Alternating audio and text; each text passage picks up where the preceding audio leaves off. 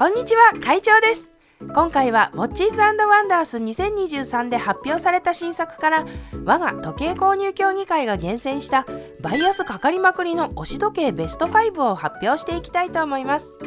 しかし、ただ5本紹介するのでは面白くないと思うので、今回紹介する5本どれも魅力的でいい時計なんですけど、気になるところを会長が本音でバッサバッサ切っていきたいと思います。それでは行ってみましょう。時計購入協議会的推し時計第5位は IWC のインジュニアオートマティック40です。インジュニアは軍用時計マーク11を流用して1955年に誕生したモデルです。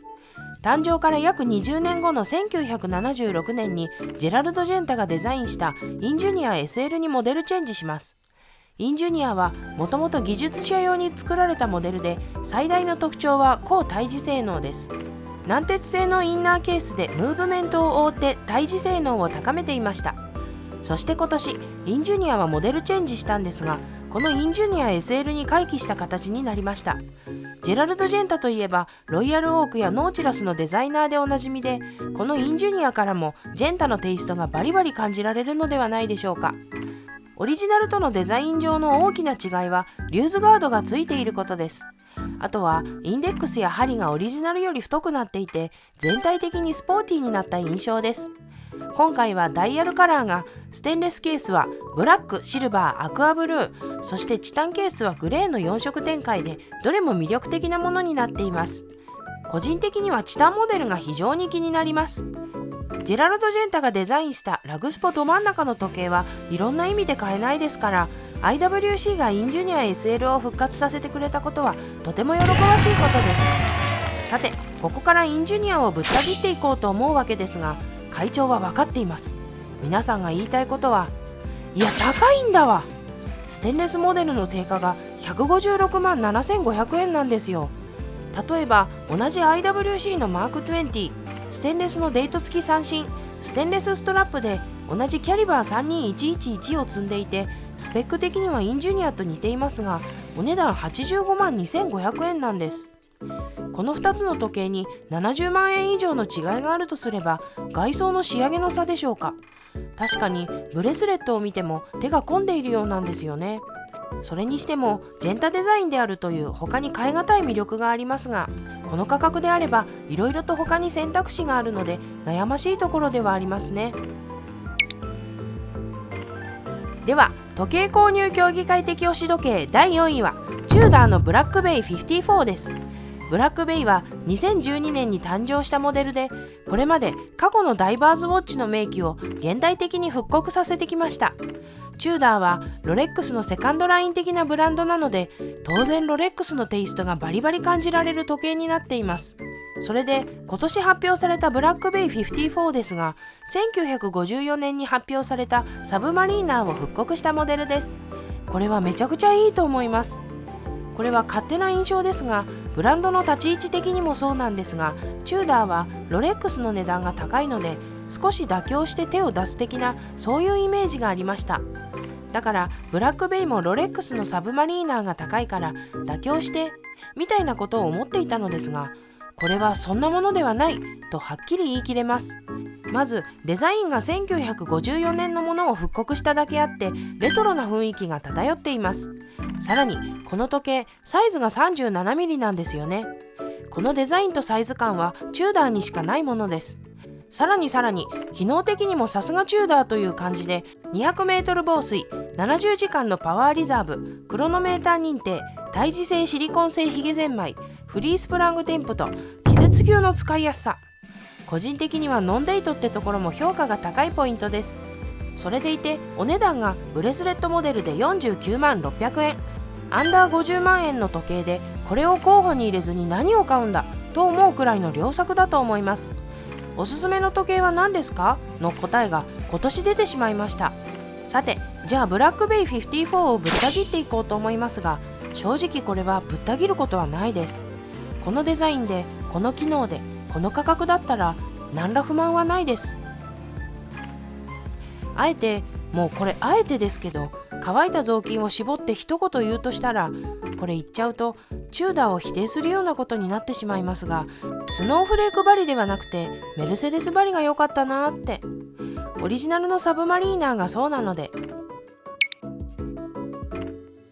では時計購入競技会的推し時計第3位はカルティエのサントス・ドゥ・カルティエです。サントスは飛行士のサントスがカルティエの3代目ルイ・カルティエに飛行機の操縦中に懐中時計で時間を確認することが難しいという不満を話したことがきっかけで1904年に誕生しました。ケースとラグを一体化させたデザインで、当時の懐中時計から派生した腕時計とは一線を画す現在の腕時計とほぼ同じフォルムを備えていたため、世界初の男性用腕時計と言われています。サントスはこのような歴史、四角いフォルムの中に多用された曲線が魅力的なパリのエスプリを感じるデザイン、100メートル防水、高対峙性能など実用性抜群の機能と走攻守3拍子揃ったモデルです。特に MM サイズが小ぶりで腕の収まりが良く、我が協会が猛プッシュしている時計です。こちらの動画でサントスの魅力を紹介しているのでぜひご覧ください。さて、今年サントスに新色グリーンが追加されました。さらに MM サイズには LM にしかなかったブルーも追加されています。これは待望の色展開でした。今まで MM はホワイトダイヤルしかなくて選択肢がなかったので、これはでけえんだわ。サントス MM 信者にとってブルーグリーンのダイヤルもおすすめできるというのは不況がはかどります。ただこれだけは言いたいんです。ホワイトダイヤルもいいんです。ポリッシュ仕上げのベゼルとサテン仕上げのケース、そしてホワイトダイヤル、この色のコントラストが抜群に良くて、光の当たる様子で実に綺麗に見えるんです。しかもホワイトの方がよりクラシックで上品な雰囲気があっていいんじゃないかと思います。とはいえ、いろいろとダイヤルの選択肢ができたのは非常にいいアップデートになりました。さて、サントスをぶった切っていこうと思うわけですが、このカラーダイヤルで唯一気になるのはズバリ針です。視認性を向上させるためだと思いますが、ブルーグリーンダイヤルの針は夜光塗料が塗布されたやや太めのスポーティーな針が採用されています。サントス自体がもともと飛行機を操縦する際に着用することを目的としていたので、パイロットウォッチとして見ればスポーティーでもいいんですが、サントスはクラシックな文字盤のドレス要素とビスモチーフなどのスポーツ要素がいい具合にバランスが取れていて、とてもいいデザインだと思っています。ところがこの針だとややスポーツ寄りになってしまうのが気になります。ただそれ以上にこのカラーダイヤルには魅力が詰まっていますし、ドレスよりかスポーツよりかは好みの問題なので、結局どちらもおすすめしたいということです。では時計購入競技会的推し時計第2位はジャガールクルトのレベルソトリビュートクロノグラフです。レベルソは1931年に誕生したジャガールクルトを象徴するモデルです。このレベルソという名前はラテン語で回転させるという意味なんですが、その名の通りケースが反転するというのがこの時計の最大の特徴です。それはレベルソがポロの競技中でも風貌が割れないような時計が欲しいというオーダーがきっかけで誕生したからなんです。反転させれば割れませんからね。そして黄金比のケースやアールデコ様式のデザインが美しい時計です。こちらの動画でレベルソの解説をしているのでぜひご覧ください。さて、今回の新作はレベルソの反転するという機能を使って、表はシンプルな2芯、裏はスケルトン仕様のクロノグラフを配置した面白いデザインになっています。この時計は1996年に発売されたレベルソ初のクロノグラフの復刻版です。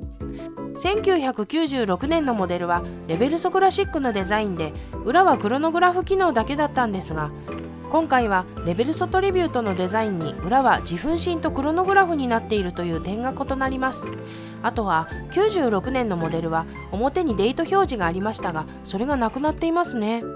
さて、ステンレスモデルですが、3連仕上げされたブルーグレーダイヤル、この色味がめちゃくちゃいいですよね。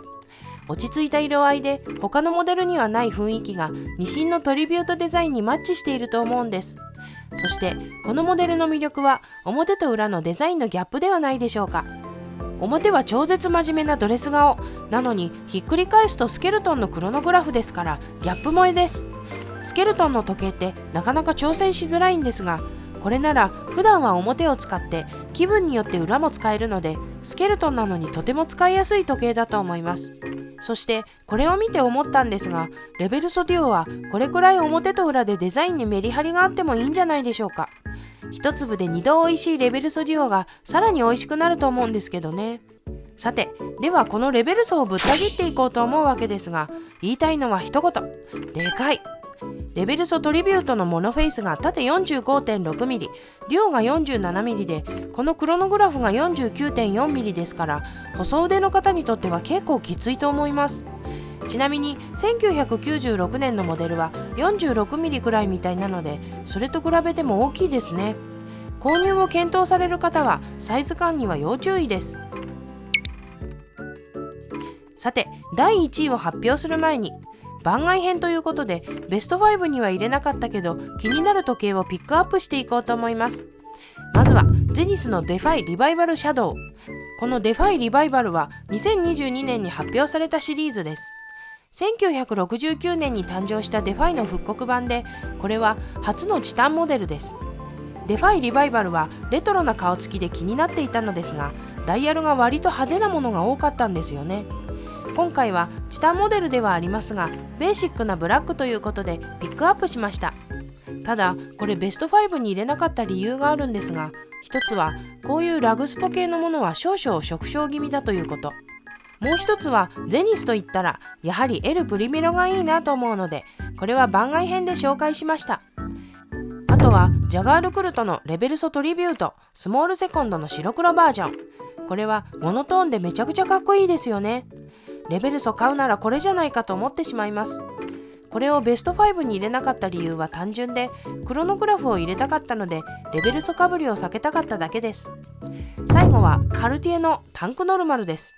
1917年にデザインされ、1919年に発売された初代タンクノルマルの復刻版です。全タンクファン待望のモデルで、間違いなく今年のカルティエの目玉です。特にブレスレットのクオリティがとんでもなくいいらしいですね。めちゃくちゃ欲しい1本ですが、ベスト5に入れなかった理由は販売数が少なくとても買えない代物だからです。さて、いよいよ第1位の発表です。時計購入競技会的推し時計第1位はショパールの LUC1860 です。LUC1860 は1997年に発売されたモデルの復刻版で、オリジナルの LUC1860 は90年代の傑作中の傑作です。LUC1860 を傑作たらしめたのは、この時計に搭載されたムーブメント LUC1.96 がとんでもない名機だったという点です。90年代は多くの時計メーカーがエタなどの汎用ムーブメントを使っていましたが、ショパールは自社製ムーブメントの開発に乗り出します。そして完成したのが LUC1.96 です。これがめちゃくちゃすごくて、マイクロローター式の自動巻きムーブメントで見た目も美しい超絶設計だったんです。さらに仕上げも良くて、独立時計師の時計レベルだったとも言われています。そして今回の新作 LUC1860 はオリジナルをかなりの部分踏襲する形で復刻しています。大きな違いはデート表示がなくなった点ですが、これはシンプルなドレスウォッチ好きとしては歓迎したいポイントです。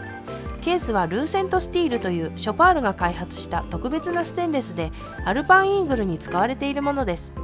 サイズも 36.5mm とやや小ぶりで、これもオリジナルを踏襲したサイズになっています。ダイヤルは今年多くのブランドが展開したサーモンカラーで、手彫りの描写がとても美しいです。ムーブメントは名機 LUC1.96 を受け継ぐ美しいものが搭載されています。小ぶりで正統派のドレスウォッチがだんだん少なくなっている今、中身も外見も素晴らしい LUC1860 に会長の心はの深くいられました。この感動はこちらの動画で詳しく語っているので、ぜひご覧ください。さて LUC1860 をぶった切るわけですが、まず一つ目がデート表示をなくしたことです。さっきはなくなってよかった的な発言をしましたが、機能的にはなくすのは正解だと思います。しかしデザイン的に見るとスモセコがやや真ん中に寄っているんですよね。オリジナルはスモセコの下にデート表示があったので、それでうまくバランスが取れていたように思うんですが、なくしてしまった結果、なんだか6時のところが寂しくなってしまったように感じます。これは好みの問題だと思いますが、そして2つ目、これは皆さんの言いたいことは分かっています。価格です。ステンレスケースの三振の時計が326万7000円。パテックフィリップとかなら分かりますが、ショパールの他の時計の価格帯を考えるとかなり高額に感じます。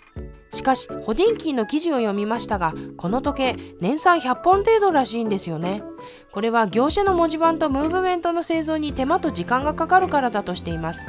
それだけコストをかけて生産しているので、このくらいの価格は仕方がないのかもしれません。それにしても少なくなるだろうとは思いましたが、年産100本は買える気がしません。もちろん価格的にもですけどね。いかがだったでしょうか。ランキング形式でお送りしましたが、改めて気になったモデルを振り返ると復刻モデルが多くなってしまって、思ったより偏っていて少し反省しました。クラシックでシンプルな小ぶりの時計が好きという好みがゴリゴリ反映されてしまったように思います。皆さんの気になったモデルもぜひコメント欄で教えてください。それでは最後までご視聴いただきありがとうございました。